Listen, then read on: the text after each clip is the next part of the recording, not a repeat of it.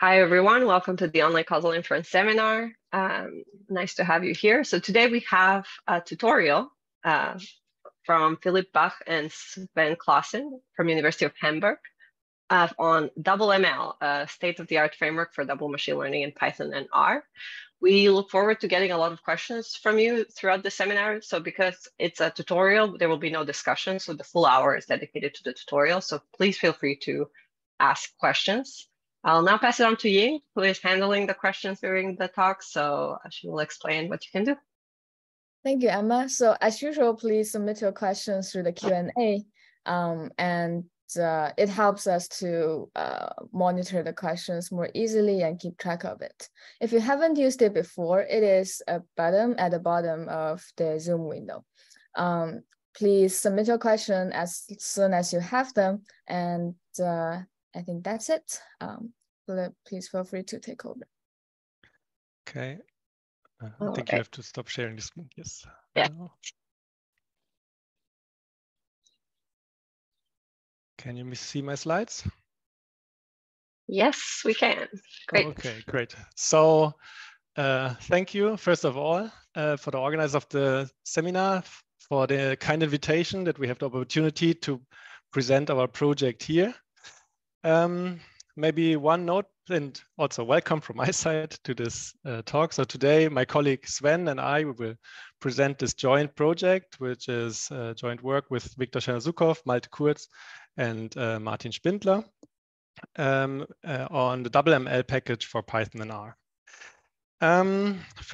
Maybe one note ahead for the structure of the talk. As Emma said, it's kind of a tutorial. So what we are going to do is we will kind of focus on the implementation and try to guide you through our the interface, how we can use double machine learning. And for that, we are going to introduce the double machine learning approach as the theoretical framework, but we will do it in a very general way. So we will not kind of cover the entire literature on post-regularization inference and all that stuff. So we are brief on this, but we have reference in the paper where you can, in our presentation, where you can kind of look up the details.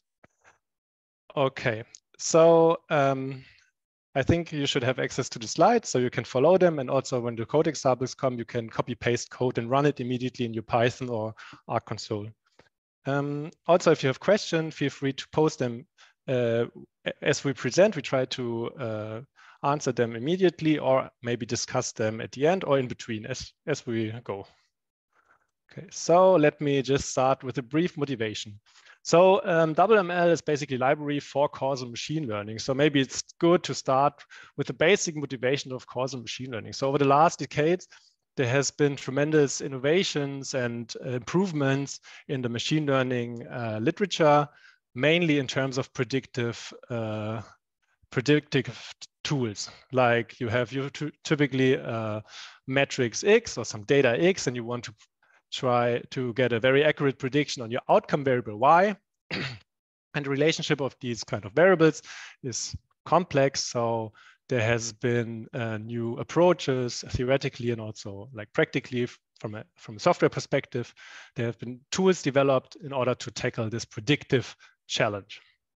On the other hand, there's literature on causal inference pioneered by work by Pearl, Rubin, also Guido Imbens, who was awarded the Nobel Prize 2 years ago. So the causal inference literature is more concerned with assessing causal relationships in the data. So we kind of move beyond the correlation or association-based prediction, but rather want to understand the causal impact of one variable on another, for example. So causal machine learning is kind of the intersection of these two literatures. So you want to kind of exploit the great performance of machine learning predictive tools, but also understand causal relationships. So we will present our library DoubleML, which is an implementation of this so-called double or debiased machine learning approach. It's one approach for causal machine learning. So there are also other approaches how to tackle kind of this challenge. And we chose to implement double machine learning because it is a very general framework for causal inference. and estimation on causal parameters, where we base estimation of some parts of our causal models on machine learning. It is a rich literature, and there has been one paper by Viktor Chernozhukov and co-authors in 2018 in the Econometrics Journal that summarizes and kind of sets up the approach, and it's very related to our implementation, as you will see. Double machine learning kind of combines the strength of machine learning and econometrics, as I said before. So from a practical perspective, you have these software implementations on predictive algorithms, like most of you probably know, scikit-learn and implementations of lasso estimators. They are tree-based methods like random forest, gradient boosting, and other stuff. They are kind of tools to tackle the predictive challenge. On the other hand, there is a very rich and mature literature on causal inference in the statistics and also econometrics literature. So there you have theoretical work on identification of causal effects, on analysis of asymptotic properties of estimators, and we can use this in a use case, an empirical analysis, in terms of applying a hypothesis test and also estimation of confidence intervals, getting point estimates and all that stuff. So double machine learning, as I said, is one approach for causal analysis based on machine learning. And you can expect it like to output a point estimate together with some uncertainty assessment, like standard errors, t-statistics, confidence intervals, all that. Maybe a motivating example for the beginning. So consider like a partial linear regression model. And here I try to illustrate for what reason we want to use causal machine or double machine learning. So consider a treatment variable D, where we're interested in this effect of D on the outcome variable Y. And in order to identify this effect, we have to take into account confounding variables X. So this is a causal diagram illustrating this causal problem. So once we include the X's in the regression model, we are able to estimate theta naught. So, and now the idea is, okay, how does X enter this relationship? So it could be that it's just like entering it in a very nonlinear way. So we want to estimate this part G. So this function, it's a nonlinear function.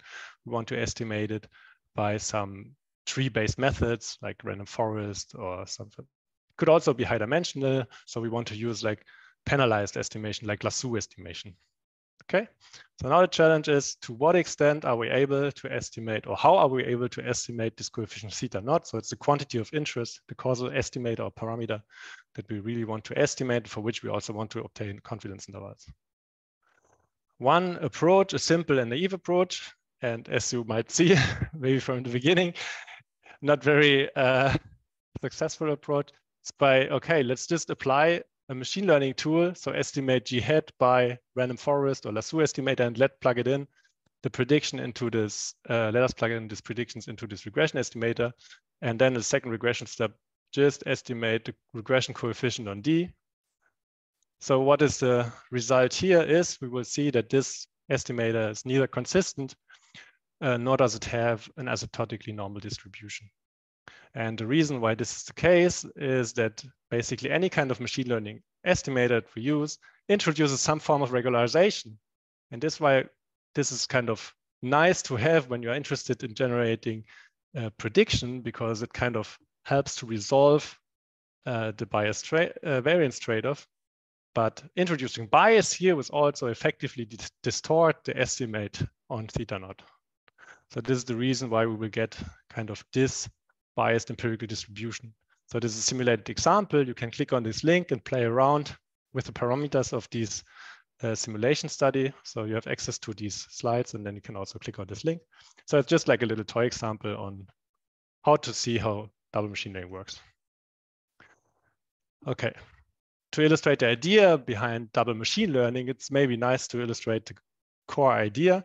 And the most important part characterizing this approach is kind of orthogonalization. And some of you might remember the Frisch-Wall-Lovell theorem in linear regression model, where it's possible to estimate this theta naught in another way. So the first approach, I think, to estimate theta naught in this regression model would just apply linear regression and interpret the coefficient on D. All right. However, it would also be possible to obtain this estimate from a regression of residuals on residuals. So we kind of partial out the influence of x on y and the influence on x on d through some auxiliary regression steps, and eventually regress the residuals on y on the residuals on d, and we effectively get exactly the same estimate on theta naught.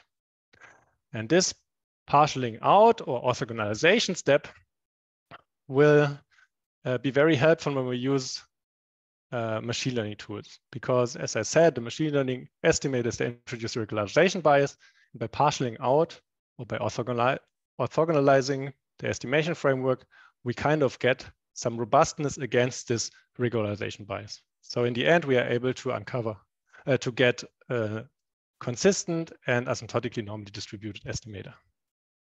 This is illustrated in the same simulation example here on this slide. So we have empirical density of this estimator, which is very similar to standard normal distribution. And also we have more or less unbiased estimate. So to sum up, or to pave the way to the next kind of summary of the double machine learning approach, let's restate our estimation approach, the naive simple plug-in approach, as compared to the orthogonal or partialing out approach.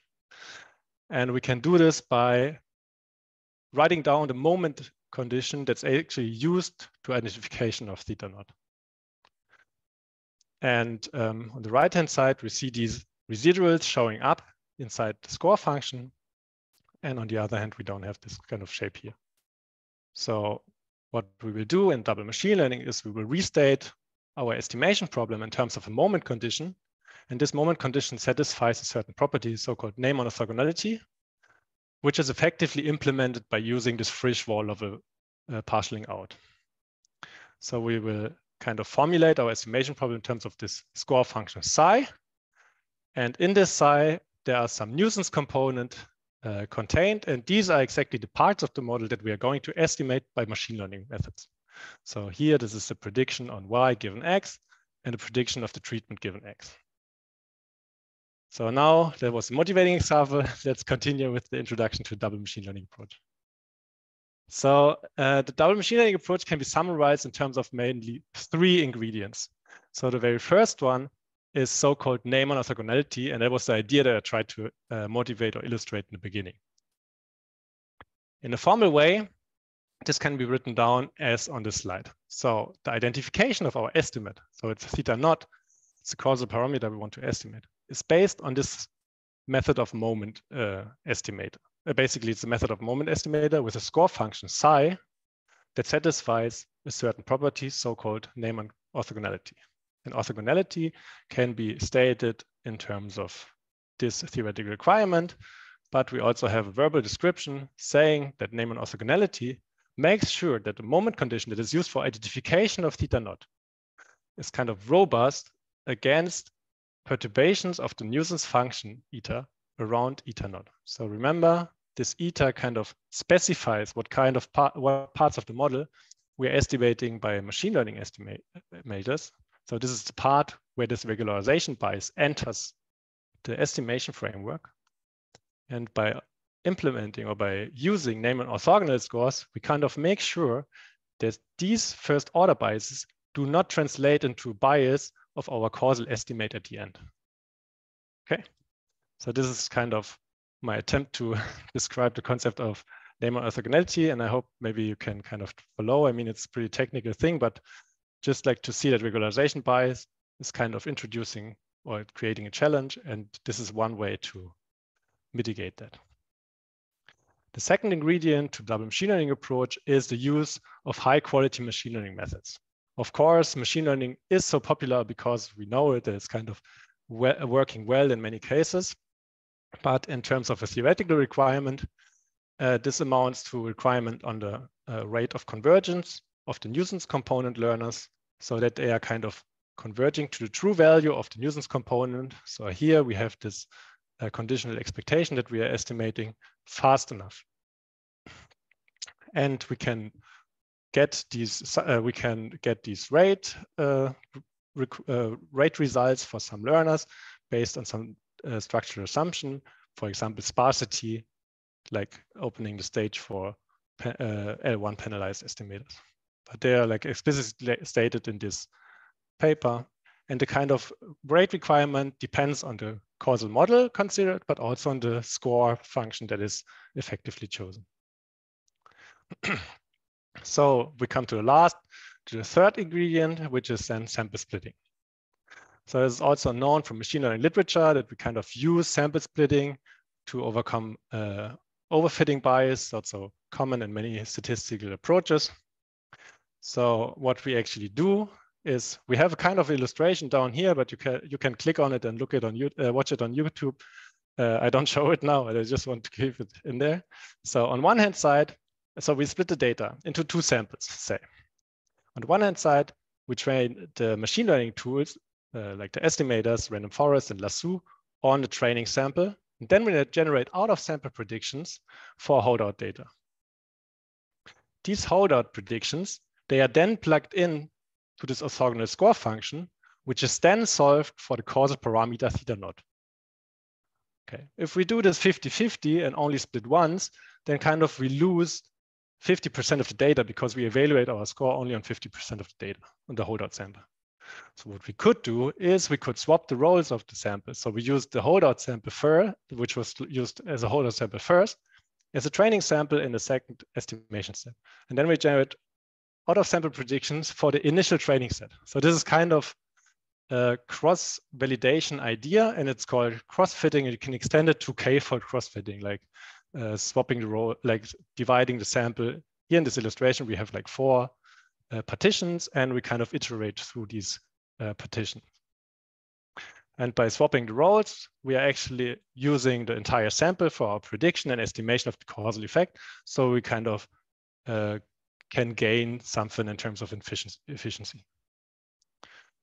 So this is very non-technical, high-level summary of the double machine learning approach. So once we kind of take care for these 3 key ingredients, it's possible to get this main results stated in Viktor Chernozhukov and co-authors 2018, that the resulting double machine learning estimator is consistent and asymptotically normal distributed. So we can set up tests and confidence intervals, all that stuff. And the expression for the confidence intervals or for the standard error, they are all based on this very general formulation psi. So this is something that we kind of use in our implementation too. So this entire result, here we do not talk about any specific causal model, but just any kind of causal model that fits into this orthogonal kind of framework. Okay. So let's talk now about implementation. So when we started this project, we wanted to have a very general implementation of the double machine learning approach, which makes it possible to use kind of any state-of-the-art machine learning tool. So in Python, it was pretty easy because scikit-learn has an API that's pretty common and also used by other libraries. So you can basically use any kind of scikit-learn estimation model, or any learner with a similar interface, like XGBoost or LightGBM, they all have a similar interface. So they have a train and predict function. You can also create your own custom learners if a specific library doesn't have this interface. In R, it's a bit different because in R, we have a less unified interface for machine learning tools. So all are kind of different, but we base our implementation on the MLR3 package, which actually does this. It kind of takes this painful work to kind of unify the interfaces of the most common ML libraries. And there are extensions packages available, which are all usable. And you can also create your own custom learners.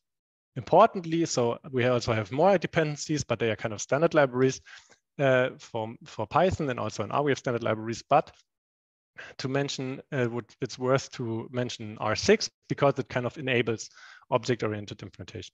You can install the packages from all common sources and also install the development version. So if you're interested, you can just copy-paste these lines. There's a copy-paste button and just run it on your machine. In case you're interested to know more about it and to follow this tutorial in more detail, feel free to consider our packages. So we have papers. So we have papers for the R package and also for the Python package.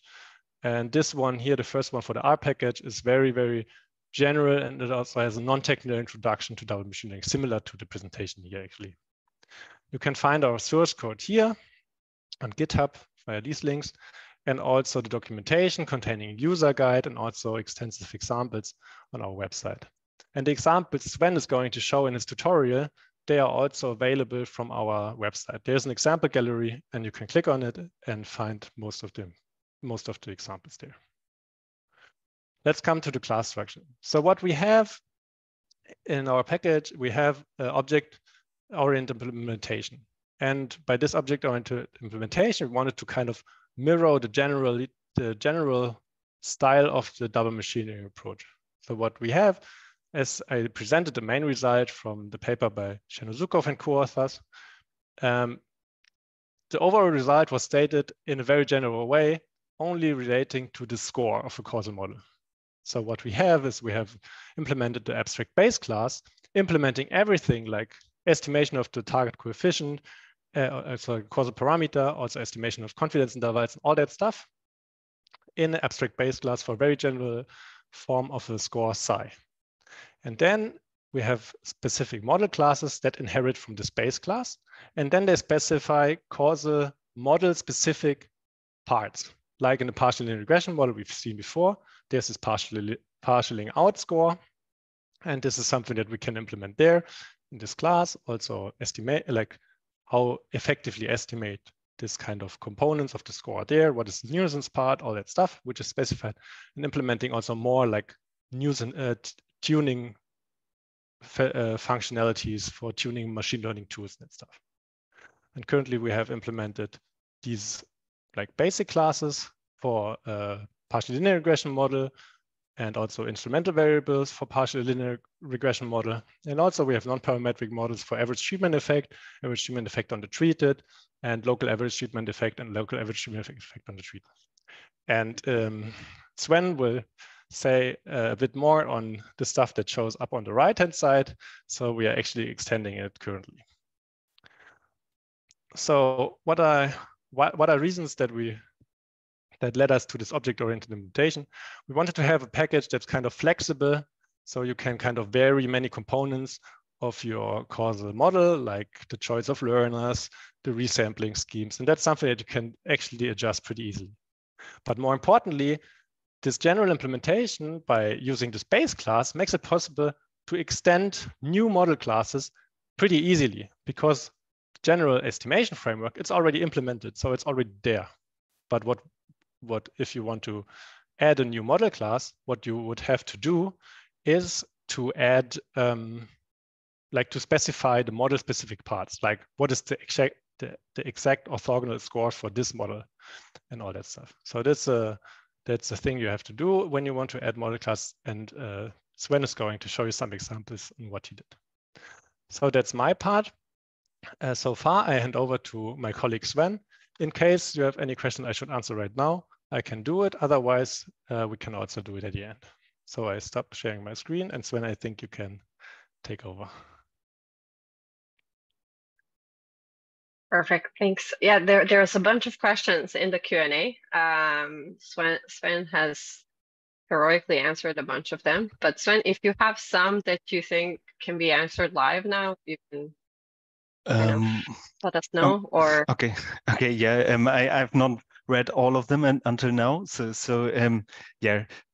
Also considering other implementations at the moment, it's yeah, we are still needing time to follow up with the R version up to the Python version. So starting, I think a Julia version would be nice, but starting with a new Julia version at the moment would be, I think, too much. So for us to sort of implement.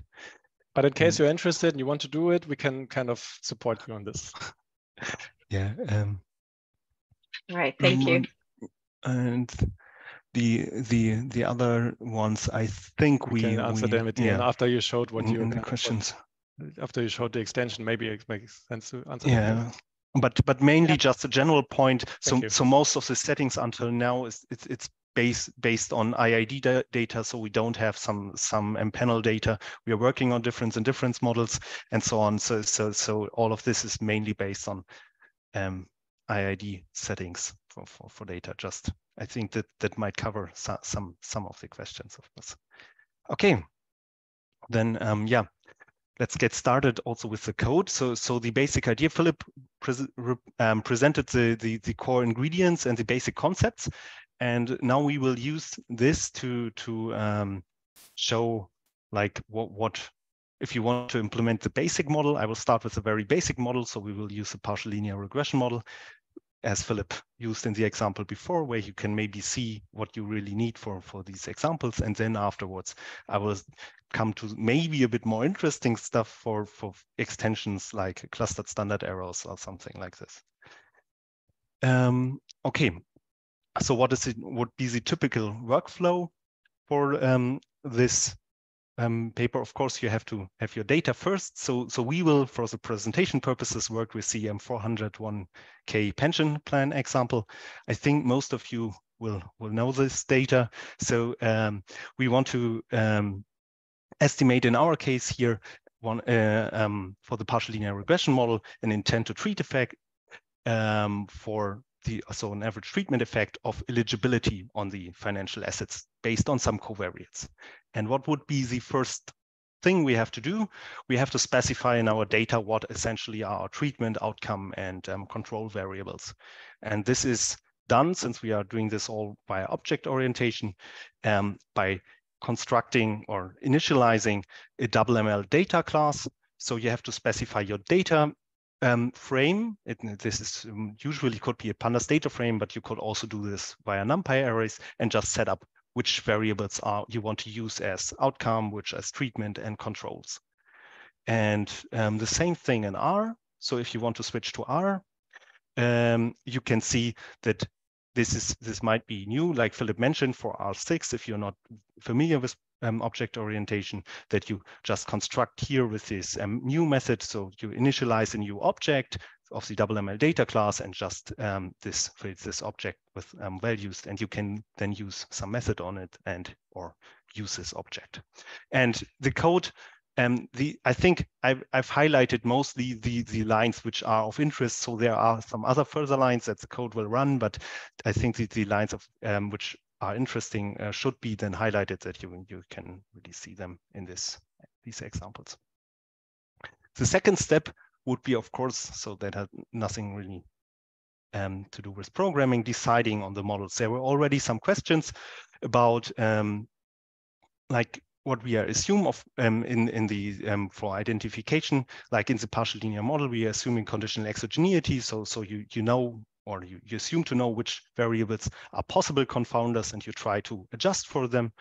And in these settings, also for identification, we assume conditional exogeneity, and then you also essentially assume some form of structural model for either assuming a partially linear model or an interactive or more complex regression model. We have further models, so this is sort of the basic thing, but yeah, and then you can decide whether you are either using instruments for local effects or something else. And in our case, we will base this on the partial linear model, so we will use the DoubleML PLR class. And the one ingredient, like Philipp said, were these machine learning algorithms, right? So sort of high quality machine learning algorithms. So you have to define some learners you want to use. And in the partial linear regression model before, we had sort of these two nuisance parts, which one were the conditional expectation of the outcome given your covariates or your controls, and the other one were the propensity score if the treatment is binary, so the conditional expectation of the treatment conditional on your covariates, right? So you have to specify two learners which you want to use for each of these. And you can see in Python, like Philipp said, we are building upon the scikit-learn package. So for example, you can use, I think, any learner from the scikit-learn package, in this case, maybe random forest, and you specify some hyperparameters and also initialize the learner. So nothing is fitted, you just define this is the learner, and this we will use as input for our model. And of course, since we want to, like XGBoost or LightGBM are very popular for tabular data, you can also use these ones because all of them have this scikit-learn style API. For R, this is similar. Here you can see that we are using, like Philipp said, the MLR3 syntax. So you define learners in these MLR3 learner package. There are learners defined which have some specific, also this type of structure, like these methods you can use in them. And you could also define your own learners. And then you can just specify we want to use maybe the ranger, random forest package, random forest in the ranger package, just as a regression for the first part, like the conditional expectation of the outcome, and for the propensity score, we want to use the classification tree. Also, of course, with XGBoost is also possible in there.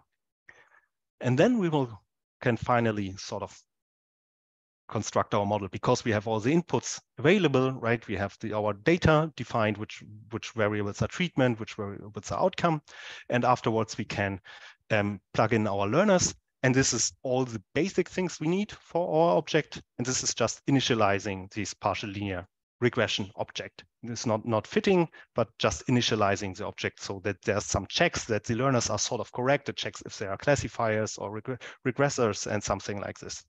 And you can add some more hyperparameters, so you can adjust the number of folds you want to use for cross-fitting or how many times you want to do this. And there are two different procedures, like I said, to double machine learning 1 or 2, like just how to aggregate the cross-fitting procedures essentially.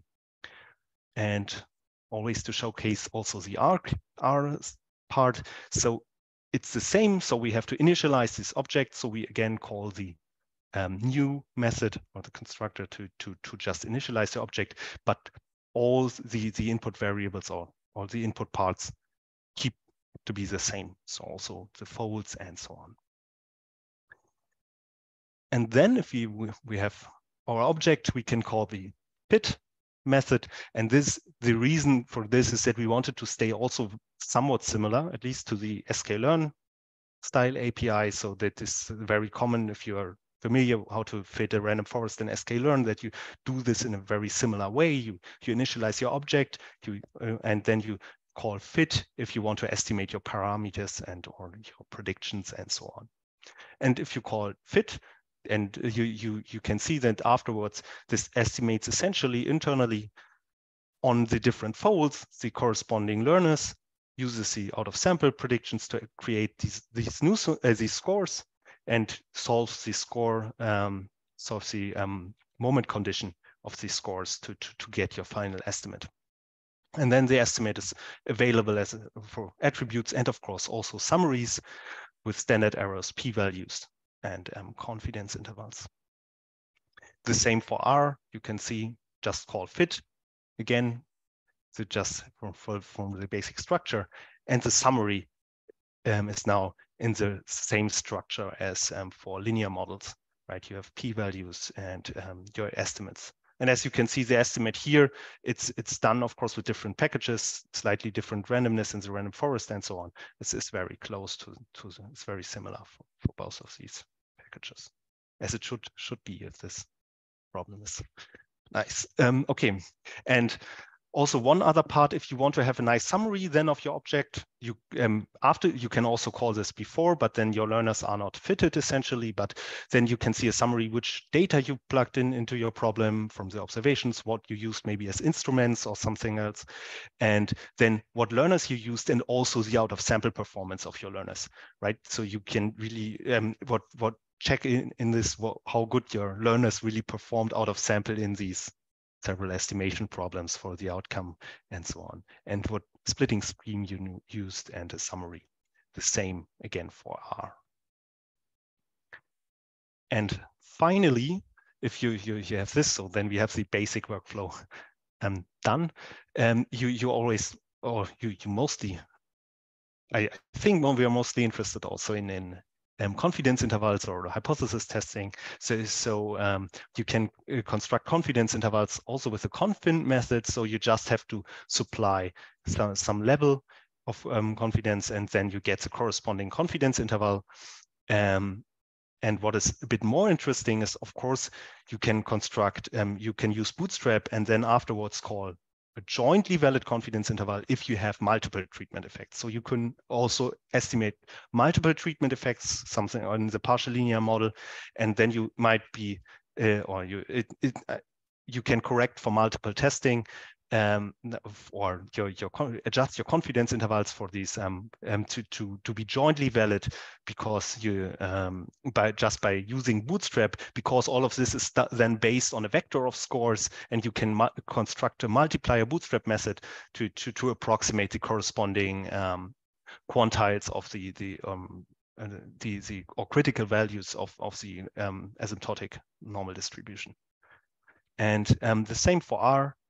So you can see, again, the same syntax. We just call different methods, the conv method to construct confidence intervals, and here for jointly valid. And in this case, one can see it's similar. Of course, it's based on the Bootstrap, but of course it's not doesn't matter, because it's only one estimate if we call a jointly valid confidence interval or not. Okay, this is sort of the basic workflow of double machine learning.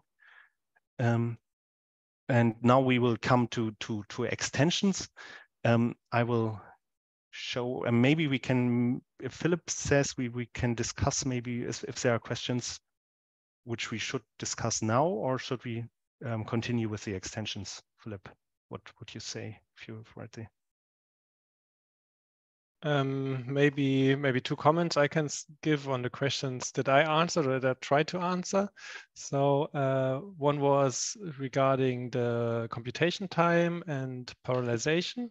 So I think like most important part in terms of computational capacities refers to the implementation of the machine learning tools. So this is something that we kind of employ under the hood. So it's possible to like this is the bottleneck, I would say. So, and we do not time it. And then there's another question, if and to what extent this is related to targeted machine learning. And actually targeted machine learning is kind of similar in spirit. So it shares some commonalities with double machine learning, but it's pretty different from the estimation.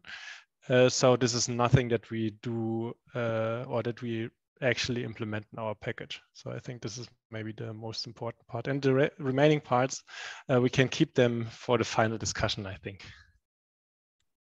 So please go on, Sven. Okay, thanks. Okay, for extensions, so what do we also have implemented apart from these basic models? So like I already mentioned, of course, multiple treatments. So you can create simultaneous intervals for multiple treatment effects. For example, in the partial linear model, if you usually one is not only interested in one variable, or has for a data set maybe multiple variables that might be interesting, or groups, so you can create a simultaneous inference for that. And we have clustered standard errors. I will also show this. Cluster for any method we have here, they all should work with clustered standard errors.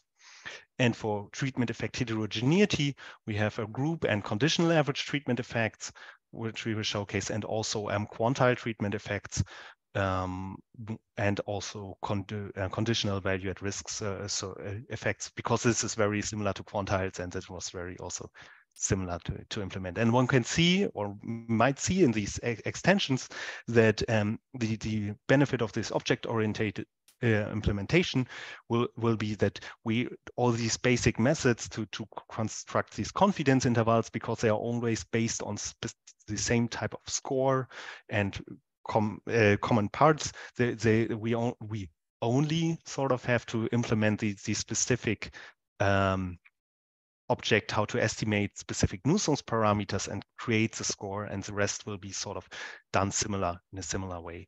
And so we have two types, so linear and nonlinear scores. And for example, quantile effects will be based on nonlinear scores, and this, so linear refers to the parameter of interest, so theta, essentially.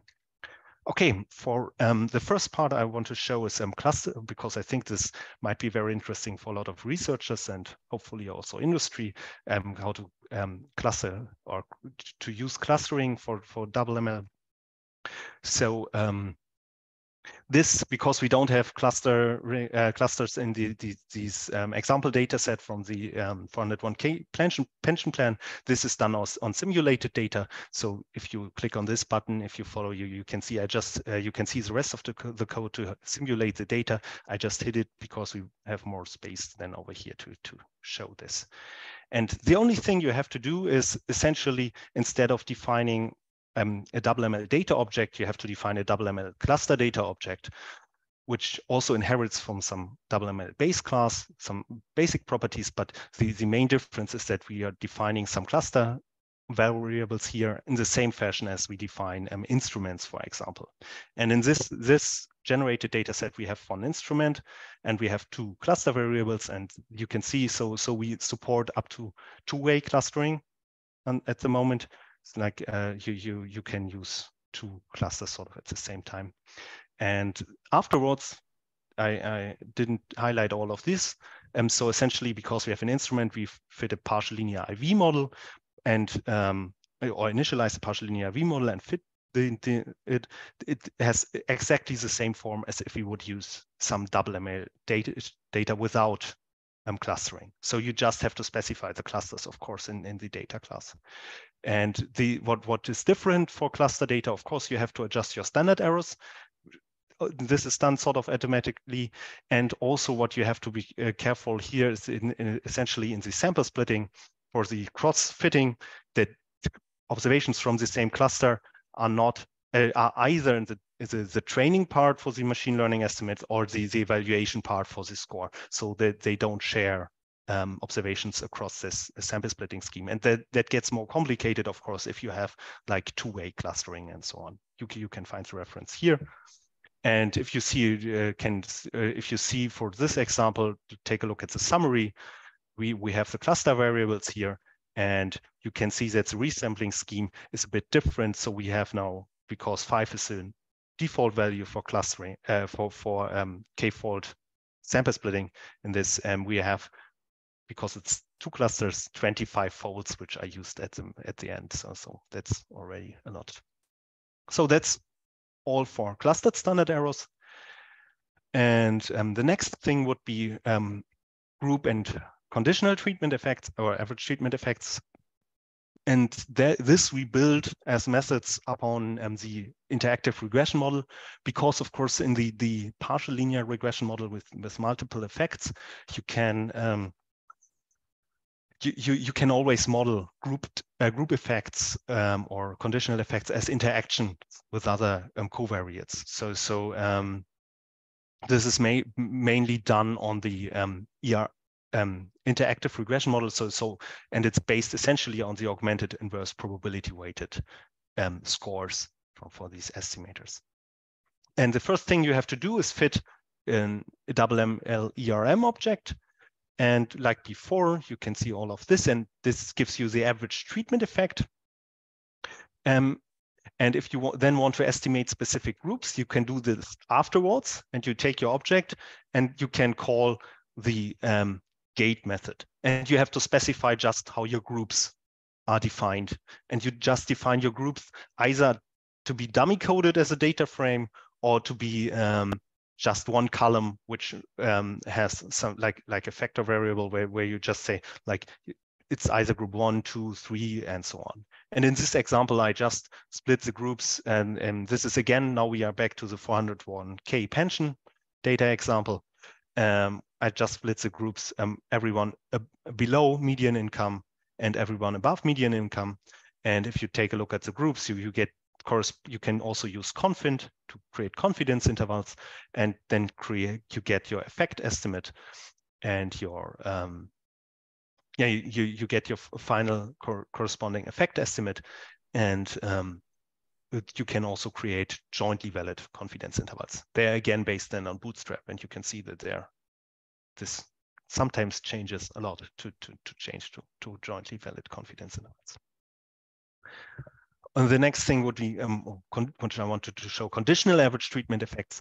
And this is essentially the same as group average treatment effects in this case.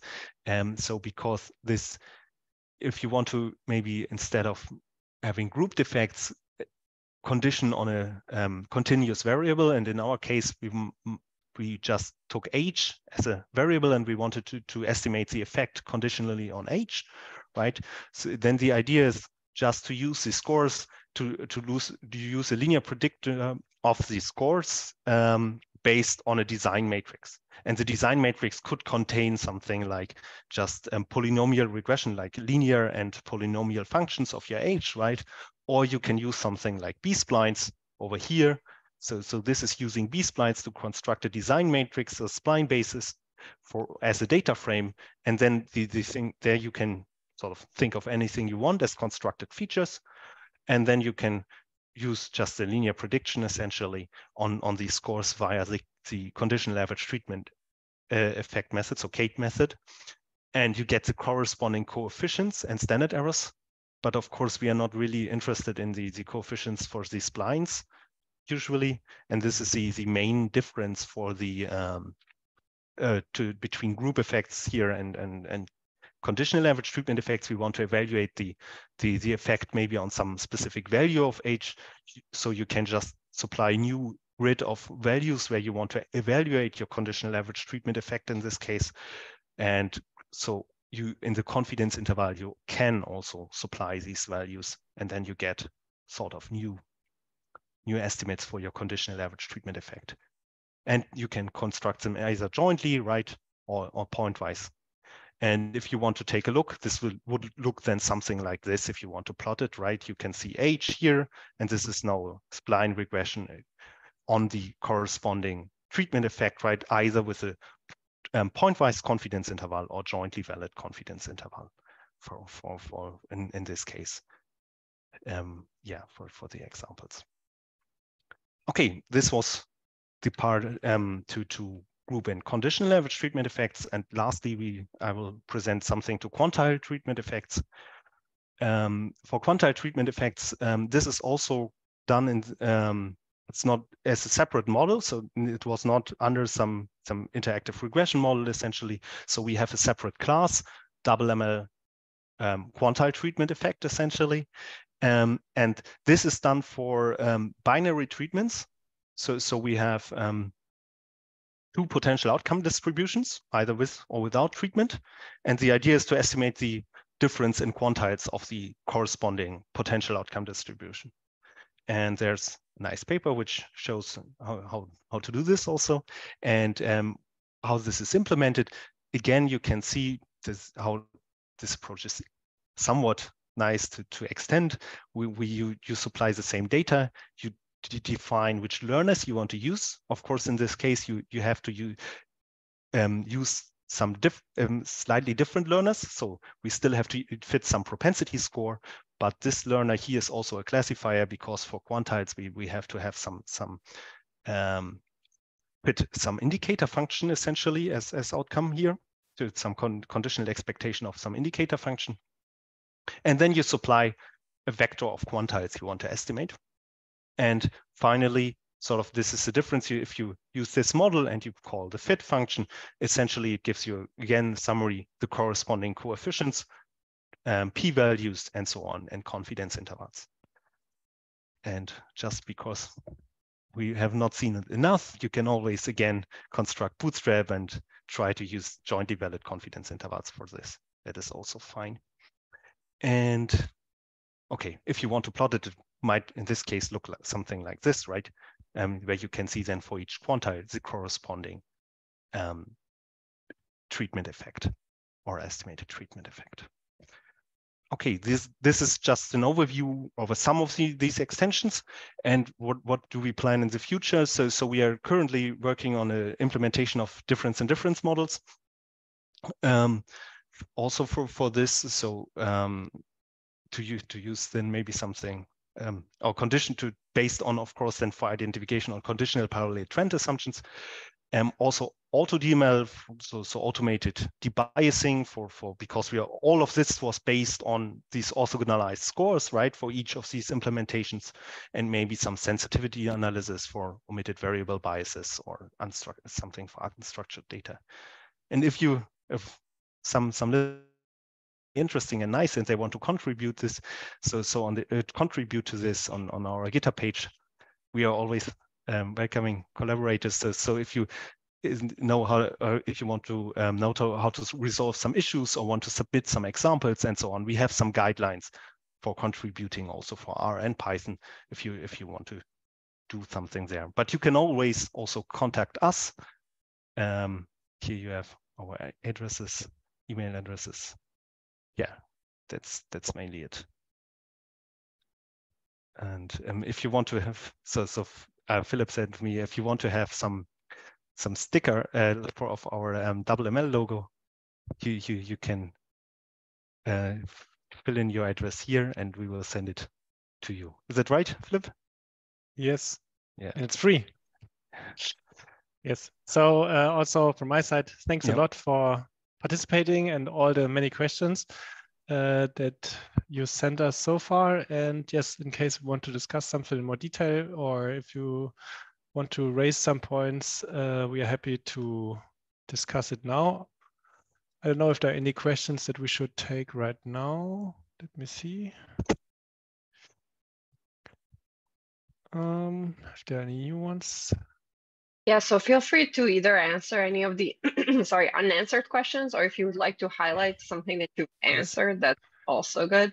For the participants, if you'd like to raise your hand, that would also be an option at this point, since we're taking questions now. So there are very many questions out, like in the Q&A, that were all very nice. I think the nicest one we always get is, what's the comparison to EconML?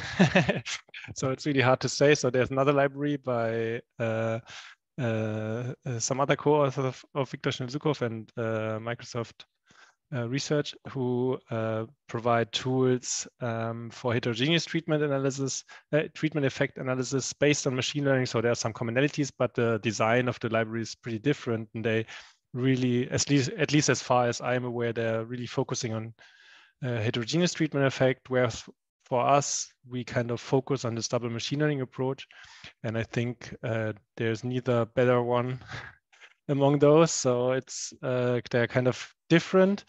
Maybe it's nice nice to say again why we decided to do it for double machine learning, because like double machine learning approach is a very general approach covering many different settings. So kind of if we, in the way we implement it right now, we kind of can extend it into certain directions, as Sven presented. Like we can cover difference and difference, we can cover like quantile treatment effects, just going from this double machine learning approach. So kind of, yes, that's nice about this. But of course, we have fewer features for estimation of treatment effects.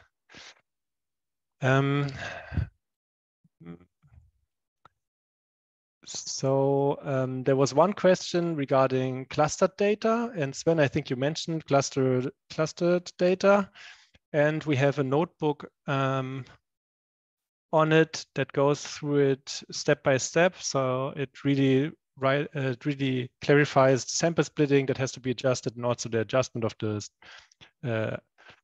standard error formula. So I'm going to just send it to you as a reply. I hope everyone can see it who needs it. I sent the one for R, but it's the same for Python. You can find it. Where is it? Sven, you can maybe elaborate on what's the difference between joint and pointwise confidence intervals. There was one question. Oh, okay. Yeah. Of course. For if you want, like, it's the same multiple testing problem. If you want to estimate a confidence interval, generally the probability of your interval cover your interval before you estimate it covering the effect, right? It is 95%, but if you estimate two intervals at the same time, you usually want to that all the overall probability covering these effects is 95%. So pointwise just means for each interval has this specific probability, and uniformly means that the overall intervals have the corresponding probability to cover your estimates. For hypothesis testing, it means that the probability that your that a single hypothesis is essentially correct is 95%, whereas if you have multiple hypotheses, this probability that you make one error increases more and more if you have specific number of hypotheses. Okay. Then there's one question regarding the validity of this asymptotic result. So is there a minimum number of observations we need for validity? Yeah, as these are all the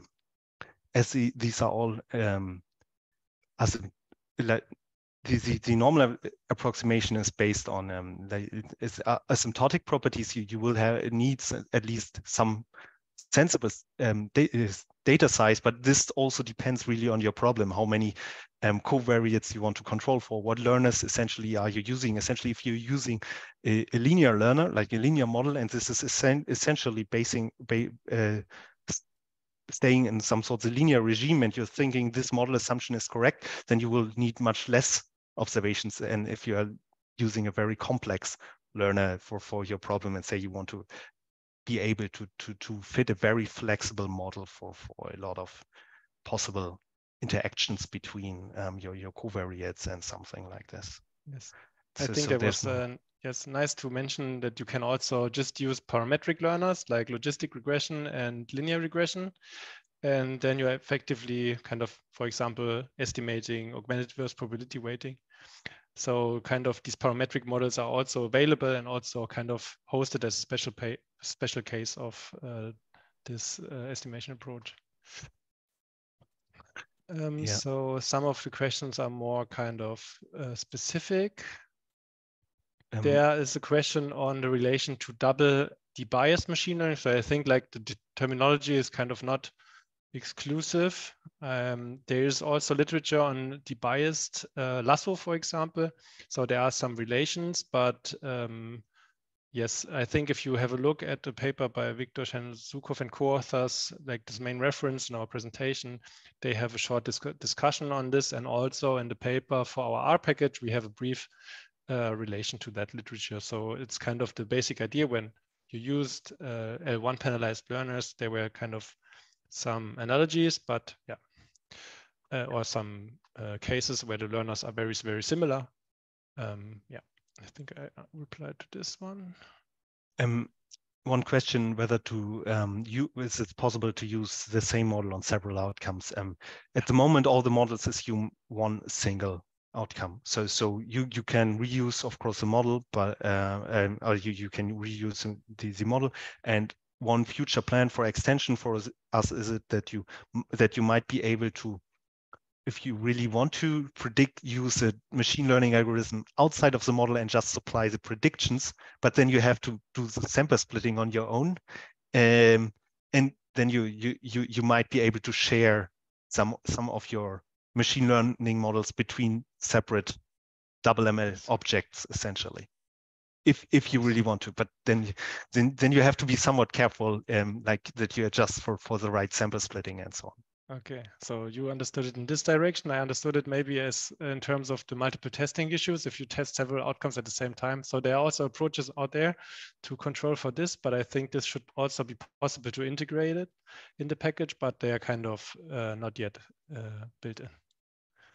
So I think, how much time do we have? Ying or Emma, are we still? You have about a minute more.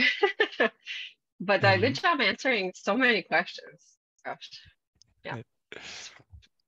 So there was one question on the relation to ARPW and target maximum likelihood estimation, because they're kind of related estimation approaches.